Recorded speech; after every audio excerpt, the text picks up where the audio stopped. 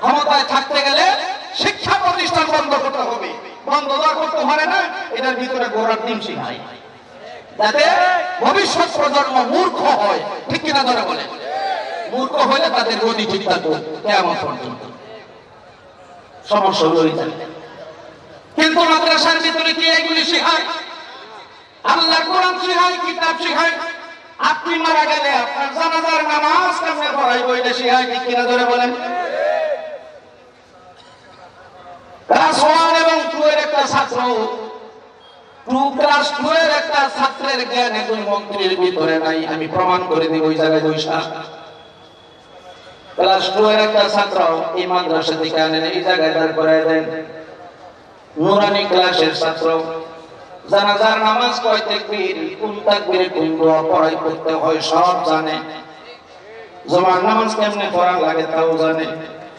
ঠিক কিনা জোরে বলেন?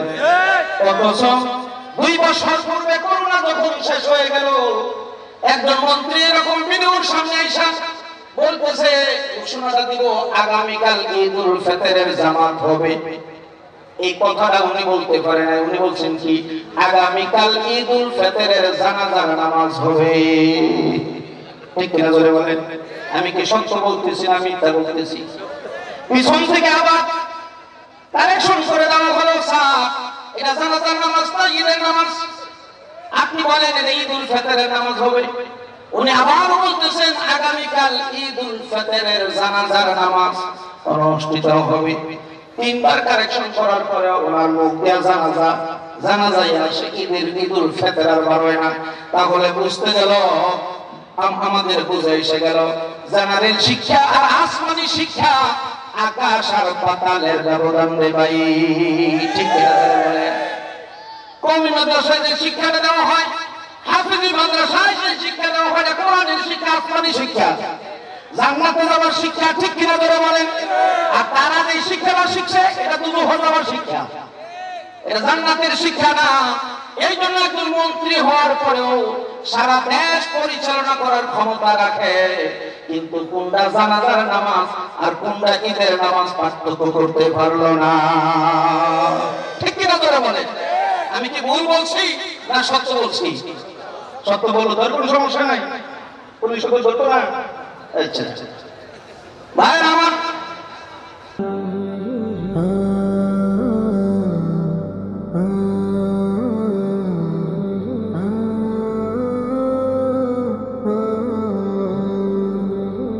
জান্নাতুল মাইশা বালিকা মাদ্রাসা কর্তৃক আয়োজিত ইসলামী জলসার সম্মানিত সভাপতি,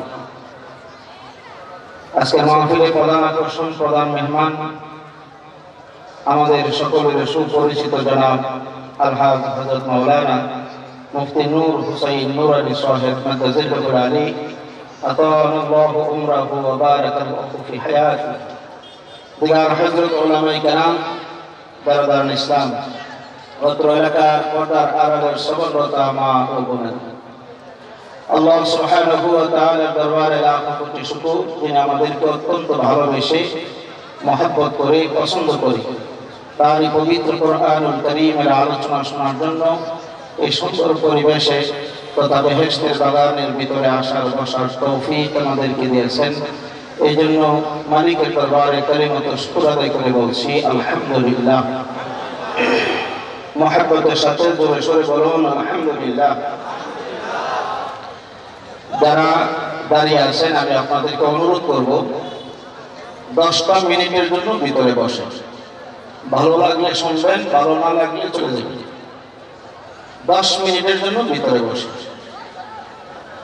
10 মিনিটের জন্য বলছি ভিতরে বসো যুবক ভাইরা। বয়ান যদি তোমাদের ভালো লাগে শুনবা, ভালো না লাগলে চলে যাবে। এখানে আসছে তো আলোচনা শোনার জন্য, বিড়ি সিগারেট যা খাওয়ার তো খাওয়া শেষ, এখানে সব বৈধ খাইছে। মেন রোড থেকে এই পর্যন্ত আসতে কয়েক শত মানুষ। এই মানুষগুলো যদি দোকানের সামনে বসে না থেকে আড্ডা না মেরে সামিয়ানার নিচে বসে যাইত, তাহলে এই সামিয়ানা ভরপুর হয়ে যেত। মানুষ কি বুঝলো আমি এটি বুঝি না। আসলো মাহফিলের আলোচনা শোনার জন্য আর খাইতেছে বিড়ি। বিড়ি তো আপনার এলাকায় বিক্রি করে, চা বিস্কিট তো আপনাদের এলাকায় নাই। হ্যাঁ, তো এইটা খাওয়ার জন্য নষ্ট হইব, ব্যাপারটা কি? এই জন্য আমি আপনাদেরকে অনুরোধ করব, রাস্তায়, দোকানের সামনে, চা স্টলে যে যেখানে আছেন অল্প সময়ের জন্য হলেও আপনি আলোচনা শুনুন, কারণ এটা বেহেশতের বাগান, এর মধ্যে কোনো সন্দেহ আমাদের নাই। আল্লাহ রাসূল আজ থেকে 1450 বছর পূর্বে ঘোষণা করে গেছেন, তাদারুসুল ইলমি সাআতাম মিনাল লাইলি খায়রুম মিন ইহয়াইহা। কোন মানব যদি অল্প কিছু সময় কোরআন এবং হাদিসের আলোচনা শুনে, অথবা ফিকহের কিতাব থেকে সূত্র একটা মাসআলাও যদি আমলের নিয়তে শুনে, তো যিনি আলোচনা করলেন এবং যারা আলোচনা শুনলেন, উভয়ের আমল নামায় আল্লাহ রাব্বুল আলামিন সারা রাত দাঁড়ায়া নফল নামাজ পড়লে যত সওয়াব হবে, এর চেয়েও বেশি সওয়াব আল্লাহ আমাদের আমল নামায় উঠাই দেন। তো সারা রাত দাঁড়ায়া নফল নামাজ পড়া, এটা কি কষ্ট না? কষ্ট না? তো সারা রাত দাঁড়ায়া নফল নামাজ পড়ার চেয়েও বেশি সওয়াব লেখা হবে যদি আমরা অল্প সময় আমলের নিয়তে কিছু কথা শুনি। এখানে যারা আছেন আমার সামনে 100 বছর আগে, এখন থেকে 100 বছর আগে কারা কারা জীবিত ছিলেন দুনিয়ায়, একটু হাত উঠায় দেখান তো দেখি কয়জন আছে? একজন। 100 বছর আগে আমরা কোথায় ছিলাম বলেন তো? কোথায় ছিলাম? জবাব নাই। একজনের কাছে কি জবাব নাই? রূহের জগতে ছিলাম, আলমে আরওয়াহ, রূহের একটা জগৎ আছে। আল্লাহ রাব্বুল আলামিন রূহ আগেই বানায় রাখছেন, বানায়া সমস্ত রূহ একত্রিত করে বলছেন, আলাস্তু বিরাব্বিকুম, আমি কি তোমাদের প্রভু নই? আমি কি তোমাদের সৃষ্টিকর্তা নই? আমি কি তোমাদের রিজিকদাতা নই? আমরা সবাই ওই দিন বলেছিলাম, ক্বালু বালা, আপনি আমাদের স্রষ্টা, আপনি আমাদের আইনদাতা, আপনি আমাদের রিজিকদাতা, আপনি আমাদের বিধানদাতা, আপনি আমাদের স্রষ্টা, আর কেউ স্রষ্টা নাই, লা ইলাহা ইল্লাল্লাহ। এই স্বীকৃতি আল্লাহ রাব্বুল আলামিন আমাদের কাছ থেকে নিয়ে নিয়েছেন।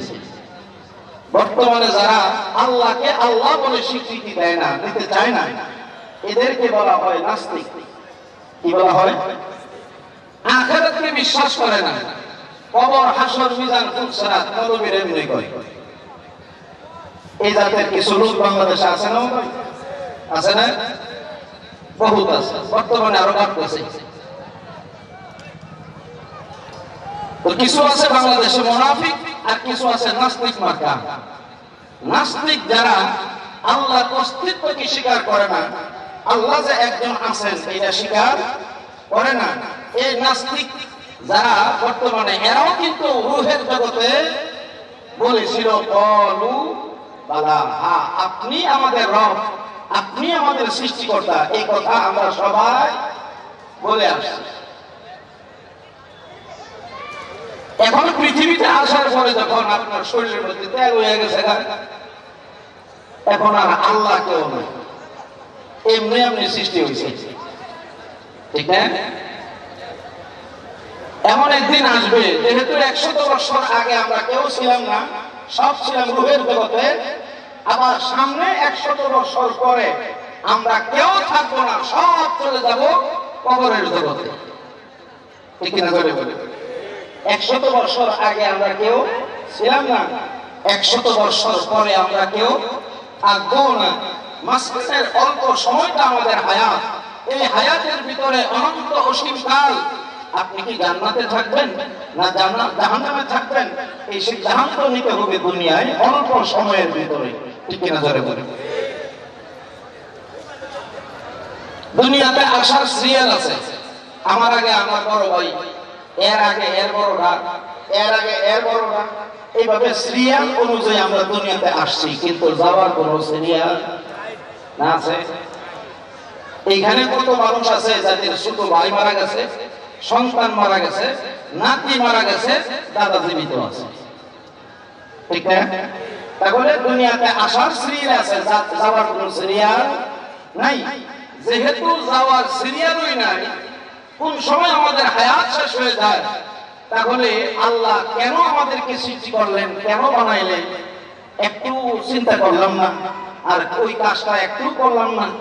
সাধারণত কোন মানুষ যদি 40 দিনের চিল্লা লাগায়, তাহলে বাড়ি থেকে 5,000 টাকা নিয়ে যায়, খেতা বালিশ নিয়ে যায়, থাকার জন্য, খাওয়ার জন্য কিছু নিয়ে যায়, সামানা নিয়ে যায়, শুকনা খাবার নিয়ে যায়, 40 দিনের সফরে। আর কবরের জগতে হাজার হাজার বছর থাকবেন, সেখানে আপনি আর আমি কি নিয়ে যাব, একটাবার কি চিন্তা করছেন? যেখানে কথা নাই, বালিশ নাই, বিছানা নাই, সাথী নাই, বাতি নাই, বন্ধু বান্ধব কেউ নাই, আমার স্ত্রীও যাবে না, আমার সন্তানরাও যাবে না, আমার মা বাবাও যাবে না, ওই কবরের সামানা নিয়ে যাওয়ার দরকার আছে না? বলেন আছে না? একজন আনসার সাহাবী আল্লাহর রাসূলকে প্রশ্ন করেছিলেন, মানিল আফজালু ইয়া রাসূলুল্লাহ, ওগো নবীজি, কোন মানুষটা সবচেয়ে উত্তম? নবীজি জবাব দিয়েছেন, আহসানুহুম খুলুকান, আমাদের মধ্যে যাদের চরিত্র ভালো, চরিত্রের মধ্যে কোনো স্পট নাই, কোনো দাগ নাই, এরা হলো সর্বশ্রেষ্ঠ মানুষ। যাদের চরিত্র ভালো। ওই সাহাবী আরেকটা প্রশ্ন করছেন, মানিল আকিয়াস ইয়া রাসূলুল্লাহ, ও আল্লাহর রাসূল, কোন মানুষটা সবচেয়ে জ্ঞানী, কোন মানুষটা সবচেয়ে বুদ্ধিমান, কোন মানুষটা সবচেয়ে বেশি চালাক? চালাক চতুর্থ। হুজুর সাল্লাল্লাহু আলাইহি ওয়াসাল্লাম কি জবাব দিলেন? আকসারুহুম লিল মাউতি যিকরান ওয়া আহসানুহুম লিমা বা'দাহু ইস্তি'দাদান উলাইকা হুমুল আকিয়াস। এ সাহাবীরা ভালো করে শোনো, আমার উম্মতের ভিতরে যেই মানুষগুলো সদা সর্বদা মৃত্যুকে স্মরণ করবে, কোন সময় জানি আমার হায়াত শেষ হয়ে যায়, আজকে বয়ান করতেছি, না জানি এই সময় আগামীকালে এই সময় আমি কবরের বাসিন্দা হয়ে যাই, আজকে আলোচনা শুনতেছি, কালকে না জানি আমি কবরের মধ্যে শুয়ে যাই, না জানি আমার আজকের রাতটাই জিন্দেগির শেষ রাত্র। এই চিন্তা যারা করবে, আল্লাহ রাসূল বলেন, উলাইকা হুমুল আকিয়াস, এরাই হলো চালাক, এরাই হলো জ্ঞানী, এরাই হলো সবচেয়ে বেশি বুদ্ধিমান। তার কারণ হলো, যেই মানুষটা সদা সর্বদা মরণের কথা স্মরণ করবে, মৃত্যুর কথা ইয়াদ করবে, এই মানুষটা দ্বারা কোশ্চিনকালেও খারাপ কাজ হতে পারে না। কি ধরে বলে? আখিরাতের ভয়, কবরের চিন্তা, জাহান্নামের আগুনের ভয় যখন মানুষের দিলের ভিতরে ঢুকে যায়, তখন এই মানুষটা আল্লাহওয়ালা হয়ে যায়। ঠিক না? একজন অফিসার ঘুষ খাওয়ার সুবিধা আছে, 50,000 টাকা বেসিক স্যালারি অথবা 30,000 টাকা মাসিক ইনকাম, তার 5-6 লক্ষ টাকা, এরকম অফিসার বাংলাদেশে আছে না? নাই? বহুত আছে। তাহলে এই লোকটার ভিতরে যদি আল্লাহর ভয় থাকে, যে আমি যে ঘুষটা নিতেছি, 50,000 টাকার একটা বান্ডেল, 1 লক্ষ টাকা 2 লক্ষ টাকার বান্ডেল নিয়ে আমি সিগনেচার করে দিলাম, তার চাকরি হয়ে গেল, তো সরকার তো আমাকে নিয়োগই দিয়েছে সিগনেচার করার জন্য, ফ্রি, সরকার তো আমার ভাতা দিতেছে, ঠিক না? তো আমি উদ্বৃত্ত কেন আমি 2 লক্ষ টাকা নিলাম? তো এই টাকাটা নিয়ে কি ব্যাংক পর্যন্ত যেতে পারবো কিনা, এই চিন্তাটা যদি অফিসার করে, যে ব্যাংকে যাওয়ার আগেও তো আমার হায়াত শেষ হইতো পারে, এই টাকাটা যা আমি ঘুষ গ্রহণ করলাম, এটা তো আমি ভোগ নাও করতে পারি, এই চিন্তা যদি অফিসারের ভিতরে থাকে, আল্লাহর কসম, এই মানুষটা কোশ্চিনকালেও ঘুষ গ্রহণ করতে পারবে না। মৃত্যুর ভয় যদি থাকে, আখিরাতের ভয় যদি থাকে, কিয়ামতের ময়দানে জবাবদিহি করতে হবে, আল্লাহর সামনে দাঁড়াইতে হবে, এই চিন্তা যদি অফিসারের ভিতরে থাকে, কোশ্চিনকালেও সে ঘুষ গ্রহণ করতে পারবে না। ঠিক না? বলে আল্লাহর পয়গম্বর বলেন, আকসারুহুম للموت ذكرا وأحسنهم لما بعده استعدادا أولئك هم الأكياس শুধু মরণের কথাই চিন্তা করে না কবরের জগতে সে কেমনে থাকবে কিয়ামতের ময়দানে আল্লাহর সামনে জবাবদিহি করতে হবে আল্লাহ রাব্বুল আলামিন প্রত্যেকটা মানুষকে চারটা প্রশ্ন করবেন মা তাযালু কাদামা আবদি ইয়াউমাল কিয়ামা হাত্তা ইউসআলা আন আরবাইন আন উমরিহি ফীমা আফনাহু ওয়া আন শাবাবিহি ফীমা আবলাহু ওয়া আন মালিহি মিন আইনা ইকতাসাবাহু ওয়া ফীমা আনফাকাহু ওয়া আন ইলমিহি বিমা আমিলা ফীহি এই চারটা প্রশ্ন কিয়ামতের ময়দানে আল্লাহ রাব্বুল আলামিন প্রত্যেকটা মানুষকে করবেন আল্লাহ রাসূল বলেন সঠিক জবাব না দেওয়া পর্যন্ত আমার কোন উম্মত বা আল্লাহর কোন বান্দা বান্দী এক কদম সামনে অগ্রসর হতে পারবে না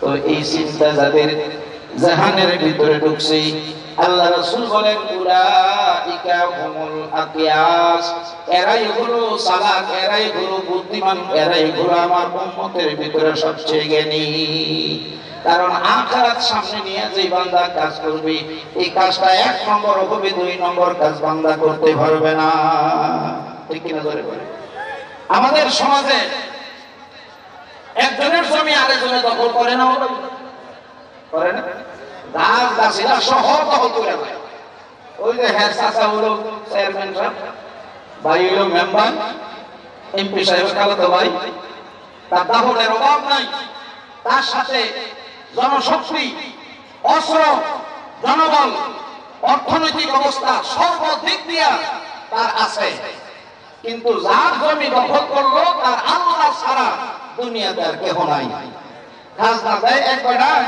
বুক করে খায় আরেক বেড়ায় এইরকম ইতিহাস আমাদের গাজীপুরে আছে না নাই এটা কিসের কারণে আল্লাহর ভয় থাকার কারণে না না থাকার কারণে না থাকার কারণে যত উল্টা পাল্টা কাজ দুনিয়াতে হইতেছে সব আল্লাহর ভয় না থাকার কারণে আখিরাতের ভয় না থাকার কারণে কিনা জন্য বলে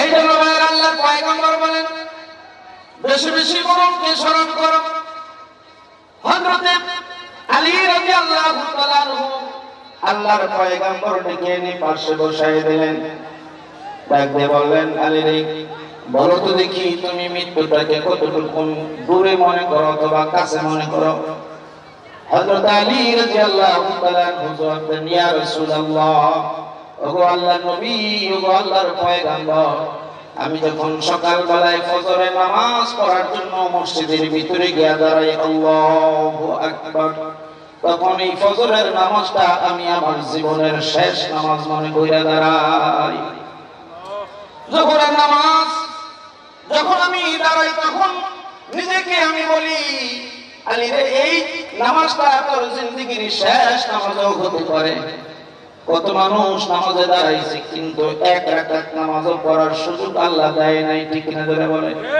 আমার বাবা আজ থেকে 12 বছর আগে নরসিংদী নিজের এলাকায় বাড়ির পাশে মসজিদ ওযু করে যোহরের নামাজ পড়ার জন্য মসজিদে ঢুকলেন 2-4 রাকাত যোহরের সুন্নাত নামাজ পড়ছেন সুন্নাত নামাজ পড়া আরো 5-10 মিনিট বাকি আছে ইমাম সাহেবের পিছনের লাইনে মানে বৈশা রয়েছে অপেক্ষায় ফরজ নামাজ পড়ার জন্য আমার বাবাকে আল্লাহ রাব্বুল আলামিন যোহরের এক রাকাত ফরজ নামাজ পড়ার সুযোগ দেয় নাই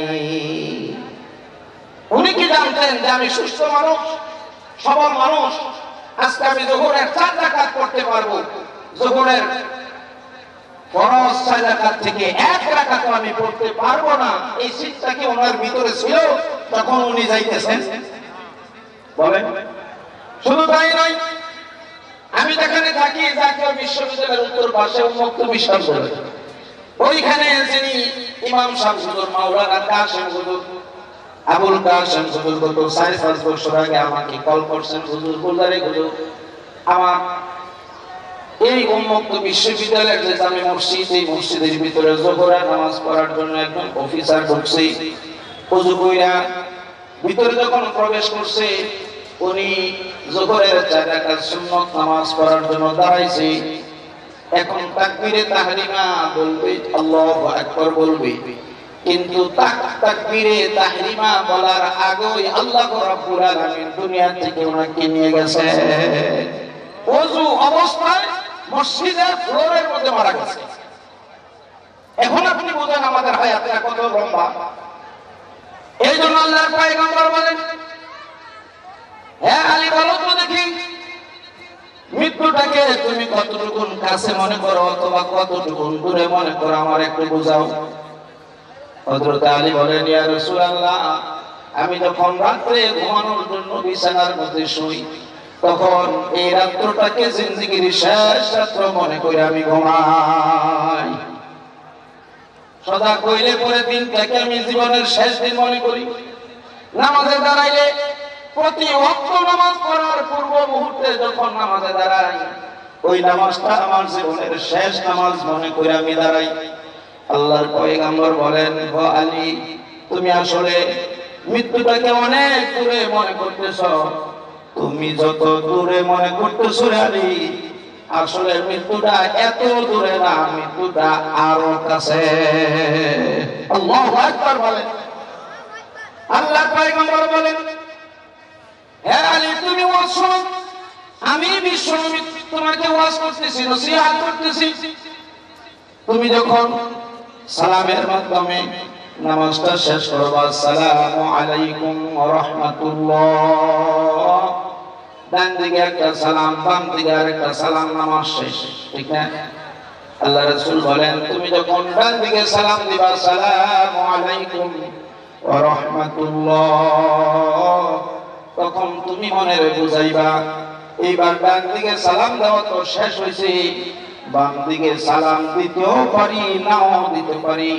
বাম দিকে সালাম ফিরাইবার আগেও আমার হায়াত শেষ হইতেও পারে। এত কাছে মনে করবা মৃত্যুকে। যদি তুমি কাছে মনে করতে পারো, তাহলে যার যত বেশি মৃত্যুটাকে কাছে মনে করবে, সে তত বেশি আল্লাহর নিকটবর্তী হয়ে যাবে। আল্লাহু আকবার।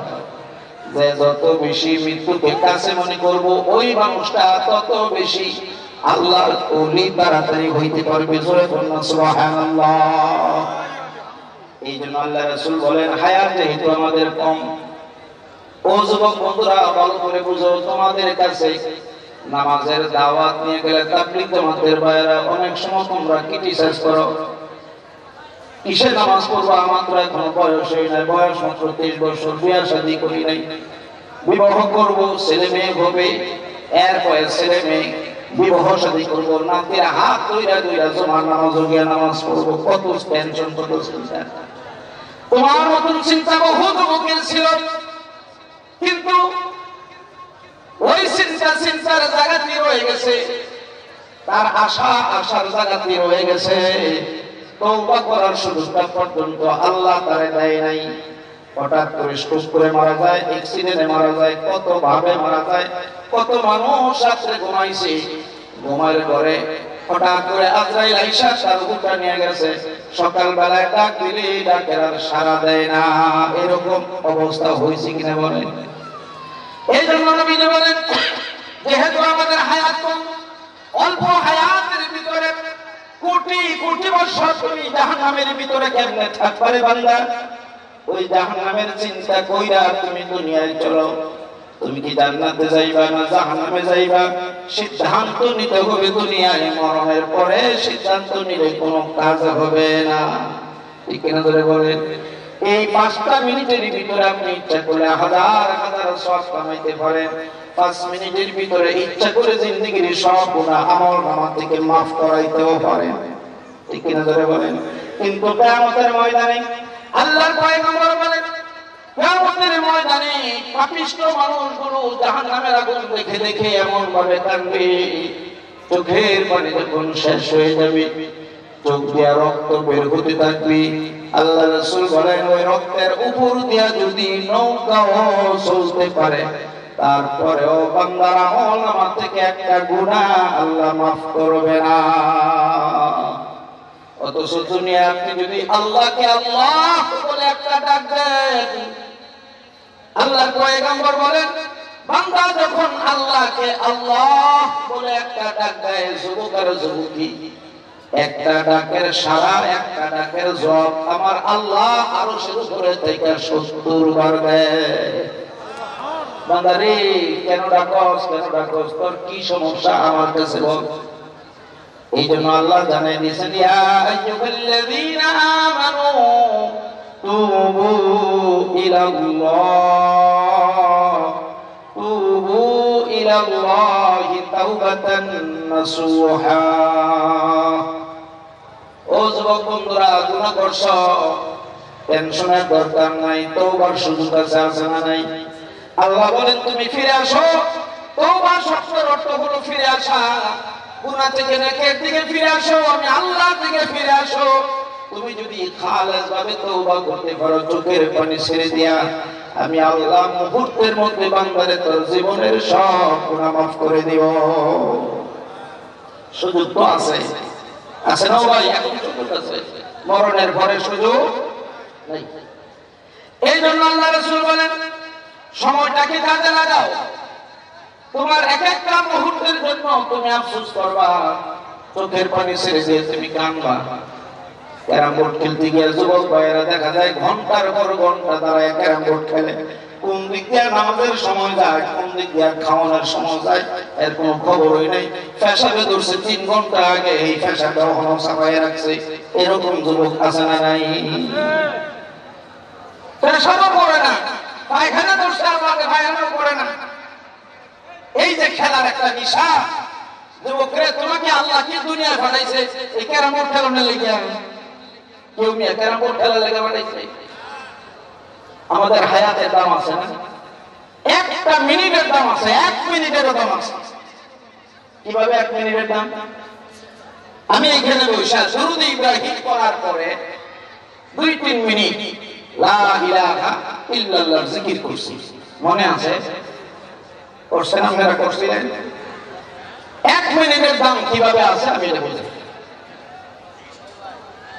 আল্লাহর পয়গম্বর বলেন তুমি যদি লা ইলাহা ইল্লাল্লাহ, লা ইলাহা ইল্লাল্লাহ, এই জিকিরটা তুমি যদি একবার করতে পারো, তাহলে 400 নেক ডানকাদের ফেরেশতার সাথে সাথে তোমার আমলনামায় উঠিয়ে দিও।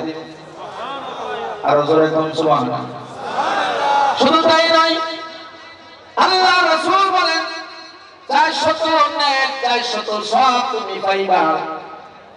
আল্লাহ রাব্বুল আলামিন বান্দারে তোর আমলনামা থেকে 400 সগীরা গুনাহ মাফ করে দিবেন। জিকির করবেন কয়বার?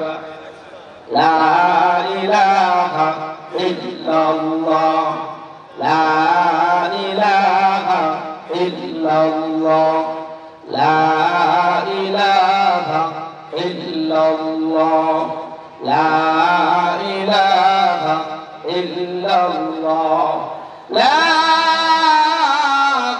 ইলাহা ইল্লাল্লাহ, মুহাম্মাদুর রাসূলুল্লাহ সাল্লাল্লাহু আলাইহি ওয়াসাল্লাম। আমি ঘড়ি ধইরা জিকির করে দেখছি, এখন যেভাবে জিকির করছি রে ভাই, এইভাবে জিকির করলে 1 মিনিটে 40 বার করা যায়। কয়বার করা যায়? দ্রুত বেগে যদি করেন 1 মিনিটে 50 বার করা যায়। যদি 50 বার 1 মিনিটে জিকির করা যায়, তাহলে 400 লেখা গুণ করেন 50 দিয়া, সমান সমান আসবে 20,000 সওয়াব আমলনামায় লেখা হয়ে গেছে।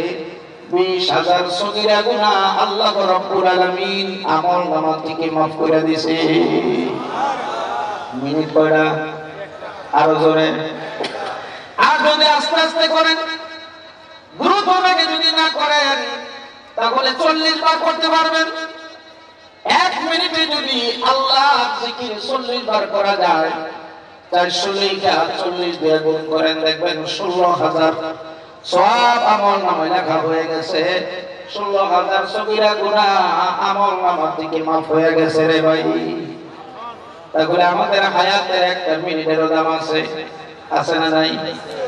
সারাটা দিন ও শ্রমিক বন্ধুরা যারা ব্যবসা করো তাদেরকেও বলছি, শ্রমিকদেরকেও বলছি, তুমি যদি 5 ওয়াক্ত নামাজ জামাতের সাথে ফ্যাক্টরির ভিতরে পড়ো 4-5 মিল্লা, আল্লাহ রাসূল বলেন ফজরের নামাজ পড়ার পরে, ফজরের নামাজটা জামাতের সাথে পড়ার পরে যোহর পর্যন্ত যত ঘন্টা তুমি ডিউটি করবা, যত ঘন্টা দাঁড়ায়া দাঁড়ায় তুমি প্রসেস মারবা, যত ঘন্টা দাঁড়ায়া দাঁড়ায় তুমি আয়রন সেকশনে আয়রন করবা, যত ঘন্টা বসে বসে তুমি ডিউটি করবা অথবা দোকানদারি করবা, তত ঘন্টা মসজিদের ভিতরে গিয়া আল্লাহর কোরআন শরীফ তেলাওয়াত করলে যত সওয়াব হবে, ততগুলি সওয়াব মহান আল্লাহ তোর আমলনামায় উঠাইয়া দিব।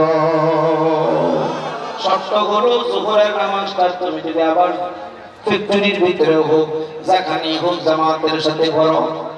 এইবার যোহর থেকে আসর পর্যন্ত যেই 2-3 ঘন্টা সময় আছে, এই সময়টুকু তুমি যদি দোকানের ভিতরে বসে দোকানদারি করো, কৃষক যদি কৃষি কাজ করে, শ্রমিক যদি ফ্যাক্টরিতে কাজ করে, আল্লাহ রাসূল বলেন কাসবুল হালালি ফরিদাতুন বা'দাল ফরিদা, নামাজ পড়া যেরকম ফরজ, রোজা রাখা যেরকম ফরজ, হালাল রিজিকের জন্য কাজ করা নামাজের মতই ফরজ। তুমি মনে করো না তুমি ডিউটি করতেছো, এটা দুনিয়ার কাম, তুমি ব্যবসা করে এটা দুনিয়ার কাম।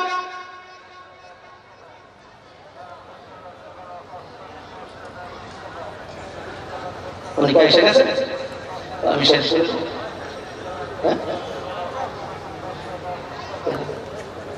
10 মিনিটের ভিতরে, আচ্ছা 10 মিনিটের ভিতরে শেষ করার জন্য বলছি। আলহামদুলিল্লাহ বলে আমার আল্লাহ বাঁচাইছে। কি কথা বলতেছিলাম মনে নাই? শ্রমিকের, এখানে শ্রমিকের সংখ্যা বেশি না? বেশি না? এই জন্য শ্রমিকের অবস্থা আল্লাহই জাহানের ভিতরে দিয়ে দিয়েছে। আল্লাহর পয়গম্বর বলেন ও শ্রমিক বন্ধুরা শোনো, আসরের নামাজটা ফ্যাক্টরির ভিতরে যদি জামাতের সাথে তুমি পড়তে পারো, যোহর থেকে আসর পর্যন্ত যে কয়েক ঘন্টা তুমি দাঁড়ায় অথবা বৈশা ডিউটি করছো, তত ঘন্টা তেলাওয়াত করলে, জিকির করলে, নফল নামাজ পড়লে যে সওয়াব হইতো, ততগুলি সওয়াব আল্লাহ রাব্বুল আলামিন তোমার আমলনামায় উঠাইয়া দিবে। এইবারে এশার নামাজটা যদি জামাতে পড়ে লাভটা কি হবে শোনো শ্রমিক। আল্লাহ রাসূল বলেন মান সাল্লাল ইশা ওয়াল ফজরা ফি জামাআতিন কানা লাহু কাকিয়ামি লাইলাতিন। আল্লাহর পয়গম্বর বলেন এশা নামাজ পড়ার পরে খানা দানা কইরা তুমি আরামসে ঘুমাইবা, ঠিক কিনা জোরে বলেন? ঘুমটাও হবে ইবাদত, তুমি ঘুমায় থাকবা কিন্তু ফেরেশতা ঘুমাইবে না। তোমার পাশে বসে বসে তোমার ডান কানের ফেরেশতা সারা রাত নফল নামাজের সওয়াব লিখবো, কোরআন তেলাওয়াতের সওয়াব লিখবো, সারা রাত মাওলার জিকির করলে যত সওয়াব হবে ততগুলি সওয়াব বান্দা তোর আমলনামায় ফেরেশতায় ডিউটি করবে। জোরে বলুন সুবহানাল্লাহ। আমল করতে হবে মাত্র 2টা। 1 নম্বর আমল হলো মান সাল্লাল ইশা ওয়াল ফজর ফি জামাআতিন কানা লাহু কাকিয়ামি লাইলাতিন। এশার নামাজটা তুমি যদি মসজিদের ভিতরে গিয়া জামাতে পড়ো আর সারা রাত তুমি নাক ডেকে ঘুমাইলে, কোনো টেনশন নাই, কোনো জিকির করলা না, তেলাওয়াত করলা না, তাহাজ্জুদ করলা না, সব শেষ। কিন্তু ফজরের নামাজ তুমি যদি মসজিদের ভিতরে গিয়ে আবার জামাতে পড়তে পারো, আল্লাহ রাসূল বলেন আল্লাহর জাতের কসম যুবকরে, সারা রাত তুই ঘুমাইছস, ফেরেশতা বসে বসে কোরআন তেলাওয়াতের সওয়াব, জিকিরের সওয়াব তোর আমলনামায় উঠাইয়া দিছে। আর জোরে বলুন সুবহানাল্লাহ।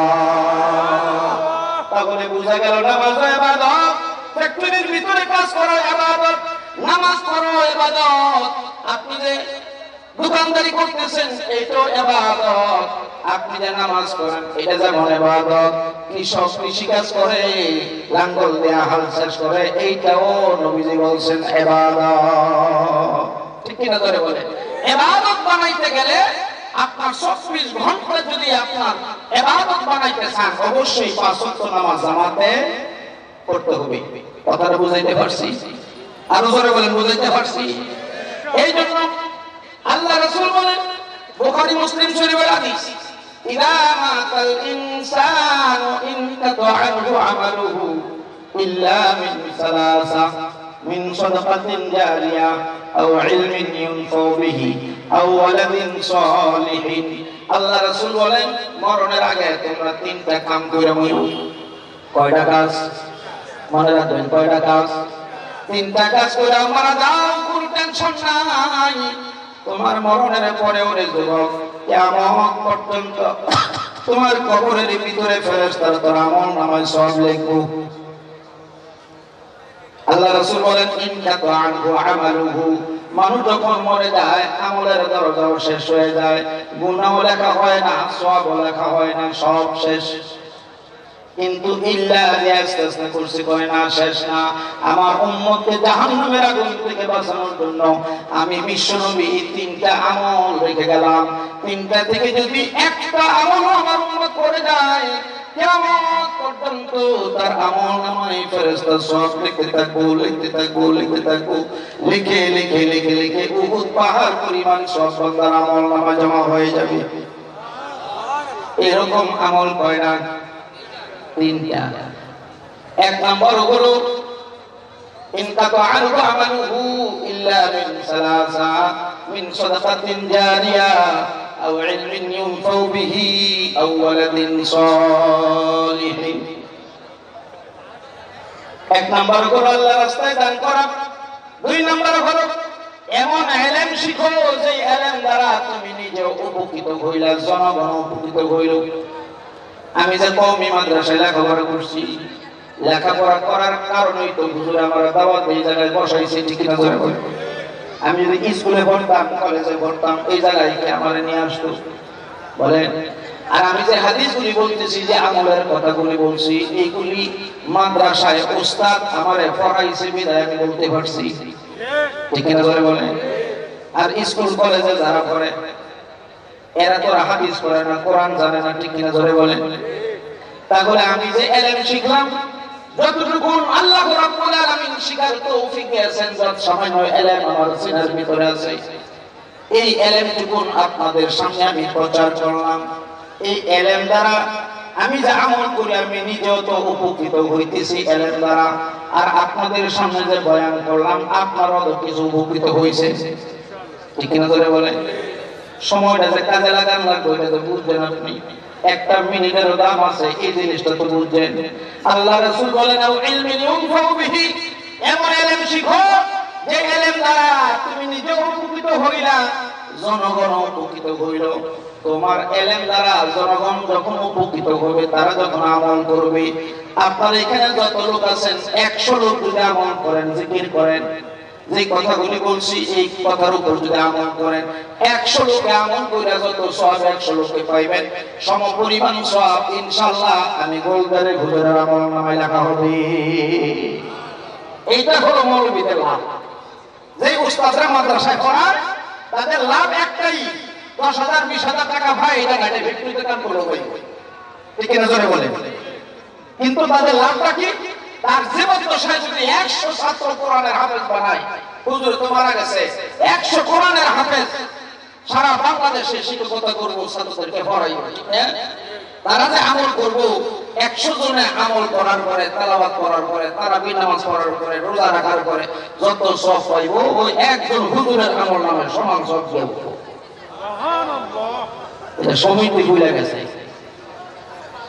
আল্লাহ নবী বলেন, এইটা যদি তুমি না পারো, তোমার জন্য আরো 2টা অপশন আছে। আর কয়টা আছে? 2টা আছে। আওয়ালাদিন সালিহিন, তোমার কলিজার টুকরা সন্তান, ছেলে হোক মেয়ে হোক, ছেলে যদি হয় হাফেজ বানাও, মেয়ে যদি হয় হাফেজ বানাও। বর্তমানে সারা বাংলাদেশে হাফিজি মাদ্রাসাগুলো আছে না নাই? মহিলা মাদ্রাসা, এই যে জান্নাতুল মাইশা বালিকা মাদ্রাসা, এই মাদ্রাসায় কি শিখানো হয়? কি শিখানো হয়? কোরআন হাদিস শিখানো হয় নাকি রুলস কেমনে ভাগ করুন লাগে এটা শিখায়? রুলস কেমনে ভাগ করুন লাগে, আমার ভর্ত বানাইলে আগুন লাগে, এটা তো কি কইতা, আমার ভর্ত বানাইলে আগুন লাগে, এটা ছাত্র করে শিখানোর দরকার আছে। ক্রিং ক্রিং ব্রিং ব্রিং কইরা দেখায়া সাইকেল চালা শিখায়, এটা 1000 বার শিখাইলে ক্রিং ক্রিং করলে এটা শিখা হইল। সাইকেল চালানো শিখতে গেলে কতবার ফরন লাগে, কত সুলে মুলে জায়গা পাও ভাঙন লাগে পরে, আর এটা ক্রিং ক্রিং ব্রিং ব্রিং করে দেখায়া শেষ। টাকা তো সরকার ঠিক ঠিক ঠিক ঠিক কিনা জানে বলেন? এই কথা বললেই তো আপনি বলবেন আমি রাজনীতি শুরু করছি। আমি রাজনীতি করিও না, বুঝিও নাই, ছাতা দরকার নাই, সব জেনে সেটা বলতেছি, ঠিক কিনা ধরে বলেন? আজকে শিক্ষা প্রতিষ্ঠান ধ্বংসের পথে। এই কাজটা করছিল ফেরাউন নাই। ফেরাউন খোদা দাবি করছে, কেউ ওই খোদা মানে না। মানে হামান নাই সবাই কইছে কি করে কাম করে। স্কুল যদি আছে, মাদ্রাসা যদি আছে, শিক্ষা প্রতিষ্ঠান সব বন্ধ করে দেন, সব যদি বন্ধ করে দেন। আর মৌলবী যদি আছে এডি গাছের মধ্যে লটকাইয়া ফাঁসির কাস্তে ঝোলান, দেখবেন আপনারা সবাই ভাই করে ধরে খোদা মানবো। কারণ ঘরে যদি হইব এগুলি সব মূর্খের ঘরের মূর্খ হইব, ঠিক কিনা ধরে বলে? এই হাজার হাজার বছর পূর্বেকার নীতি বর্তমান 2023 সালে বাংলাদেশে চালু হয়ে গেছে। ক্ষমতায় থাকতে গেলে শিক্ষা প্রতিষ্ঠান বন্ধ করতে হবে। বন্ধ না করতে পারে না, এটার ভিতরে গোড়ার ডিম শিখায়, যাতে ভবিষ্যৎ প্রজন্ম মূর্খ হয়, ঠিক কিনা ধরে বলে? মূর্খ হলে তাদের গতি ঠিক থাকবে কিয়ামত পর্যন্ত, সমস্যা হয়ে যাবে। কিন্তু মাদ্রাসার ভিতরে কি এগুলি শিখায়? আল্লাহর কোরআন শিখায়, কিতাব শিখায়। আপনি মারা গেলে আপনার জানাজার নামাজ কেমনে পড়াইব, এটা শিখায়, ঠিক কিনা ধরে বলেন?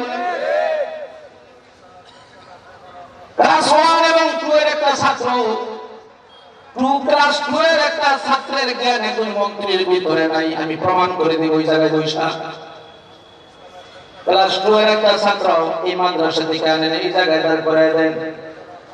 নুরানি ক্লাসের ছাত্র জানাজার নামাজ কয় তাকবীর, কোন তাকবীরে কোন দোয়া পড়াই করতে হয় সব জানে।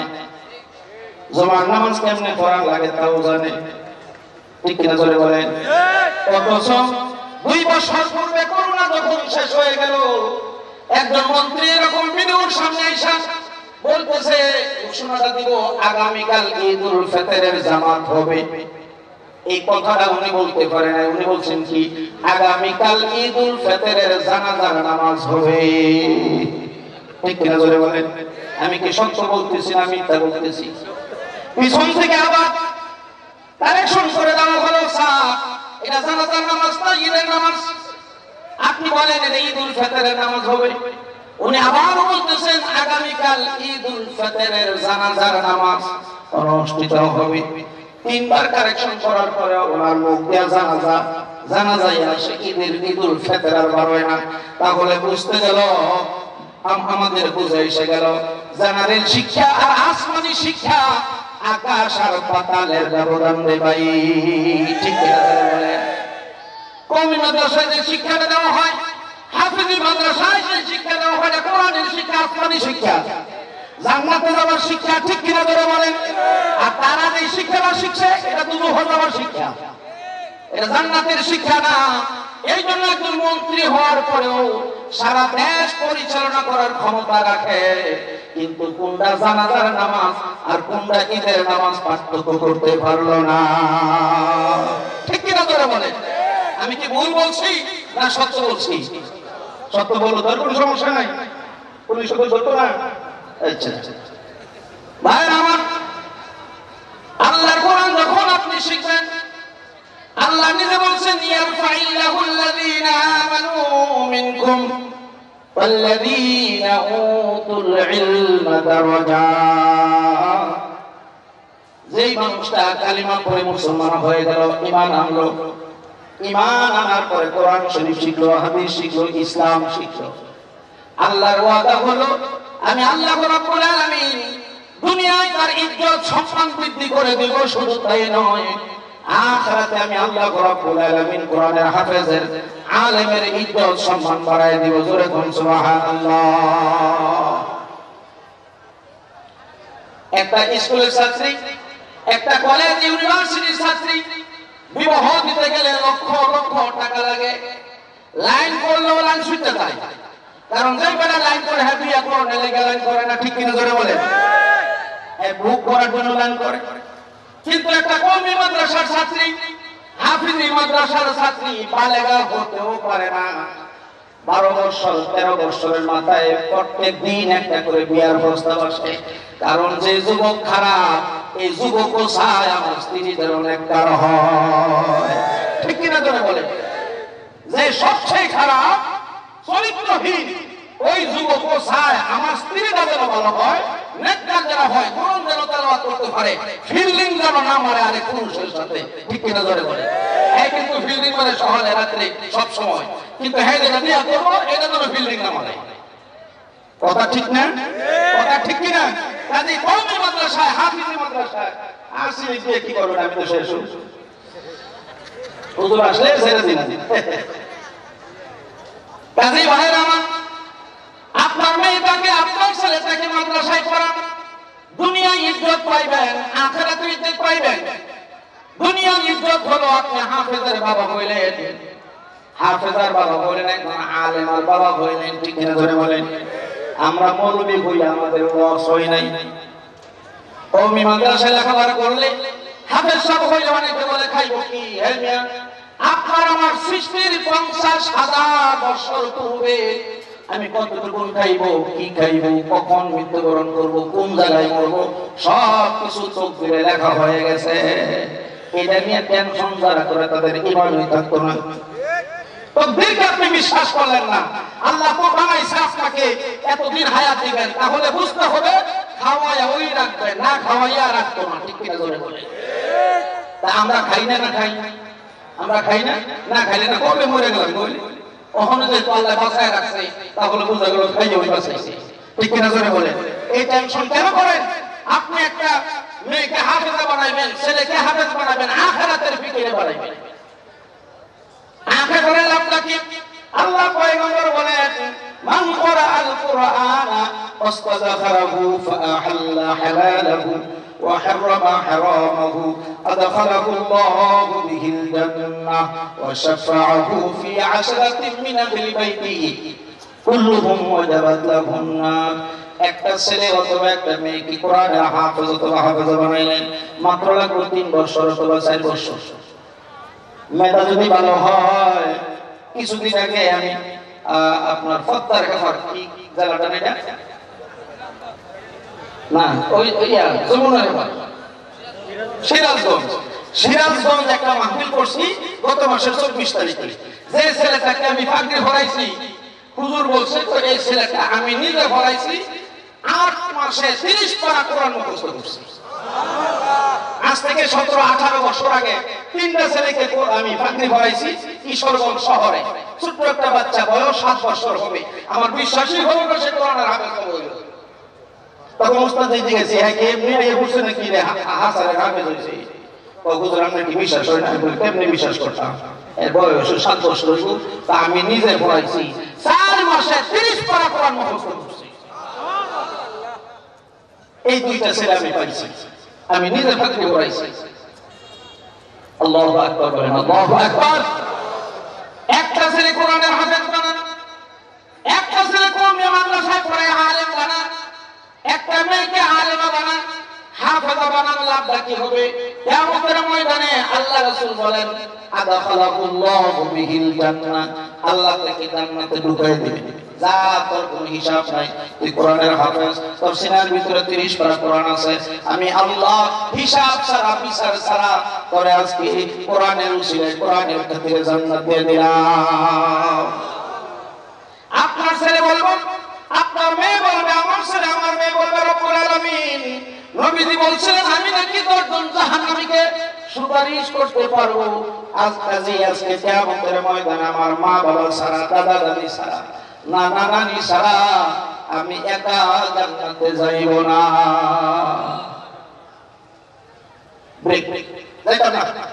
তখন আল্লাহ ডাক দিয়ে বলবেন, আমার বন্ধু ঠিকই বলছি, যা যা যা তোর ফ্যামিলি থেকে 10 জন যারে ইচ্ছা সুপারিশ কর। তুই যাকে আজকে সুপারিশ করবি তার জিন্দেগীর সব গুনাহ মাফ কইরা তোর সাথে জান্নাত দিয়ে দিব। এর চেয়ে চাওয়া পাওয়া আরো আছে ভাই? এমনি আরো আছে। আপনার ছেলেকে ইঞ্জিনিয়ার বানাইলেন, মৃত্যু পর্যন্ত শেষ। ডাক্তার বানাইলেন মৃত্যু পর্যন্ত, কিন্তু হাফেজ আলেম বানাইলেন মরণ পর্যন্ত, কিয়ামত পর্যন্ত। এটাও যদি না পারেন, আল্লাহ রাসূল বলেন, শোনো, তোমার সন্তান যখন কোরআন তেলাওয়াত করবে, কবরের ভিতরে থেকে তুমি সওয়াব পাইবা। তোমার মেয়েটা কোরআনের হাফেজ বানাইলা, মেয়েটা তেলাওয়াত করতেছে, প্রতি হরফে বৈশিষ্ট্য করে সওয়াব। ওযু ছাড়া যদি করে 10টা করে সওয়াব, ওযু সহ পড়লে 25টা করে সওয়াব। যত সওয়াব হবে সমপরিমাণ সওয়াব তুমি যে হাফেজ তার মা এবং বাবা কবরের ভিতরে শুয়ে রইছ, তোর আমল নামায় তেলাওয়াতের সওয়াব লেখা হবে। এই জন্য মাদ্রাসার দরকার আছে না নাই? আছে। 3 নম্বর বিশ্বনবী বলেন, মিন সাদাকাতিন জারিয়া। আরেকটা আমল আছে সর্বশ্রেণীর লোকেরা করতে পারবো, যারা ঠেলা গাড়ি চালায়, রিক্সা চালায়, মজুরের কাজ করে, হেরাও পারবো। এটা হলো যে জায়গায় আল্লাহর ঘর মসজিদ আছে, ওই মসজিদে যদি আপনি 5টা টাকা দেন, যে জায়গায় নবীর ঘর মাদ্রাসা আছে, আল্লাহর কোরআন শিক্ষা দেওয়া হয়, এই জায়গায় 10টা টাকা দিলেন, মাদ্রাসা থাকবো কিয়ামত পর্যন্ত, মসজিদ থাকবো কিয়ামত পর্যন্ত, আপনার আমল নামায় সওয়াব জারি থাকবো কিয়ামত পর্যন্ত।